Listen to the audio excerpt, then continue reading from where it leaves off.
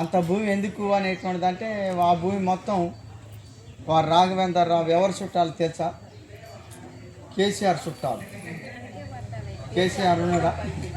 వాళ్ళ దగ్గర బంధువులు. ఇప్పుడు వీళ్ళు లేకముందే వాళ్ళకి అక్కడి నుంచి ఇల్లేందుకు టౌన్లో కూడా ఉన్నది. టౌన్లో 15 ఎకరాలు ఉన్నది ఇల్లేందుకు టౌన్లో భూమి. ఆ 15 ఎకరాల భూమిలో 10 ఎకరాల భూమిలో పోయి మనం ఆక్రమించుకున్నాం. ఆక్రమించుకున్నటువంటి వాళ్ళు ఇండ్లు వేసుకుని గుడిసెలు వేసుకుంటూ వచ్చి దాళ్ళు చేసి కొట్టి దౌర్జన్యం చేసి అక్కడి నుంచి అల్లగొట్టేందుకు ప్రయత్నం చేస్తే మళ్ళీ జనం కూడా అట్లనే పోయి ఆ వచ్చినటువంటి వాళ్ళ గోండాలని పోలీసుల్ని అందరినీ అర్ధరాత్రి కాబట్టి మళ్ళీ తిరుగుతాను పార్టీ. అట్లా వాడు ఇప్పుడు ఆ భూమిలో లాటరేట్ ఉన్నది. లాటరేట్ అంటే తెలుసా? డోలమైట్ ఉన్నది, ఇనుపరాయి ఉన్నది. అట్లా ఒక 4 రకాల ఖనిజ సంపదలు ఉన్నాయి. వాడు మా దగ్గరికి చర్చలకు వచ్చింది, అక్కడ ఢిల్లీ నుంచి వచ్చింది. మేము అడవులు ఉండి ఆ మొత్తం భూమిని అంతా టోటల్గా అక్కడ గిరిజన ప్రాంతాలు, గిరిజన గ్రామాలు, బంజారాలు కొంతమంది బయట నుంచి పేదవాళ్ళని చేసిపోయి ఒక 3 తాండాలు వేయించింది. మామిడిగొండాల దగ్గర ఒక తాండా ప్లస్ ధనియాలపాడు దగ్గర 2 తాండాలు. ఒక్కొక్క తాండా 150 ఇళ్ళు ఉంటాయి. వాళ్ళు వేసి నడుచుకొని దున్నుకోండి రా బాబు అంటే అదంతా ఇప్పుడు దున్నుకుంటారు. కానీ ఇలా పట్టాలు రాదు. పట్టాలు ఎవరి పేరు మీద ఉన్నాయి? 40 ఎకరాల పేరు చొప్పున పట్టా. ఇక 40 50 కంటే మించి ఉండకూడదు. కాబట్టి వాడు 40-50 ఎకరాలు వాళ్ళ పిల్లల పేరు మీద అన్నిటి పేరు మీద పట్టాలు చేయించుకున్నాడు. ఇక ఎవడైనా దున్నుకున్నాడు, నాకు సంబంధం లేదని కాముకున్నాడు. ఇప్పుడు ఏం జరుగుతుందంటే డోలమైట్ వచ్చింది కదా, లాటరైట్ అంటే ఇది మొత్తం ఎర్రటి రాయి ఉంటుంది, అది వచ్చింది. ఇనుపరాయి వచ్చింది. ఆ గుట్టలు మొత్తం ఇనుపరాయే. ఇప్పుడు ఆ భూమిని మొత్తం వాడు ఆక్యుపై చేసుకుంటేందుకు ఇక ఇప్పుడు చర్చలకు వచ్చింది అన్నమాట.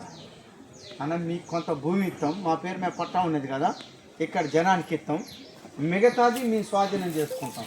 మాకి మీరు సేద్యమయ్యేటువంటి భూములు మొత్తం మీరు ఉంచుకోండి, జనం దున్నుకుంటారు, ఉంచుకోండి. ఒక్కొక్కరు 20-30 ఎకరాలు ఉన్నాయి, అది ఉంచుకోండి. కానీ మాకు మాత్రం ఈ గుట్టలు ఇవ్వండి అనేటువంటిది అంటాడు. అవి దున్నేటివి కావు, పంటలు పండించేటివి కావు. ఏం అడుగుతాడు?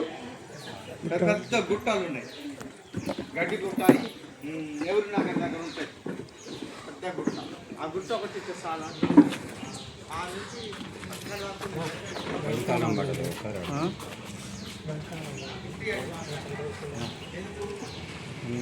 బండికాలం మనం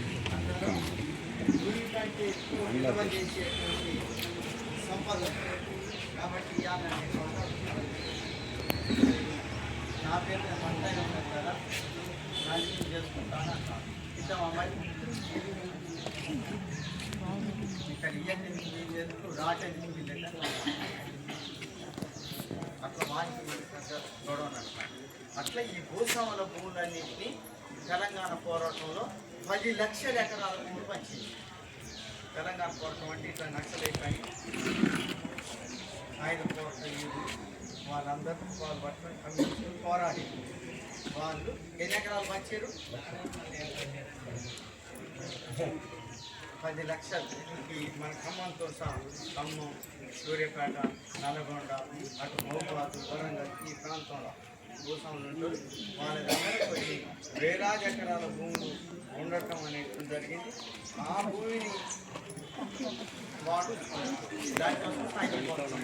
ఆ భూమి కోసం అప్పుడు ఇనోబాబు అనేటువంటి వాడు ఒకడు బయలుదేరి, అయ్యా ఇప్పుడు గొడవలు కొట్లాట్లు సంపుకోటాలు ఈ భూములన్నింటినీ పేదలకి వాళ్ళ దగ్గర నుంచి ఎవరి దగ్గర నుంచి ఆ భూస్వామి దగ్గర నుంచి బట్టిల్లాడి బామాడి నేను పంచుతా అని చెప్పి ఎవడు బయలుదేరాడు? ఇనోబాబు అనేటువంటి వాడు బయలుదేరాడు. వాడు కొన్ని భూములు పంచింది. ఆ పంచినటువంటి భూముల వల్ల వెలుగు అట్లా భూమి అనేటువంటిది కూడా భూదాన భూమి కొత్తదనం వల్ల వాళ్ళ దగ్గర నుంచి ఎవరు ఉన్నాడని చెప్తాను. కలవాలి రాజరెడ్డి ఒకడు ఉన్నాడు, ఆ దగ్గర నుంచి పని నాటితే వాడు ఏం చేసాడు? ఇచ్చాడు. ఆ కొత్త భూమిలో ఈ 62 ఎకరాల 7 గుంటల భూమి వచ్చింది అన్నమాట. అర్థమైందా? ఈ భూమి వాళ్ళ దగ్గర నుంచి ఆ భూమిని ఏం చేయబడాలి? ఆ భూమి ఎవరైతే ఉన్నారో గవర్నమెంట్ స్వాధీనం చేసుకొని గవర్నమెంట్ ఎవరికి ఇవ్వాలి? పేదవాళ్ళకి, భూమి లేనటువంటి వాళ్ళకి, భూమి లేనటువంటి వాళ్ళకి, పూజ చేసుకుని బతికేవాళ్ళు ఎవరైతే ఉంటారో వీళ్ళకి ఈ భూమిని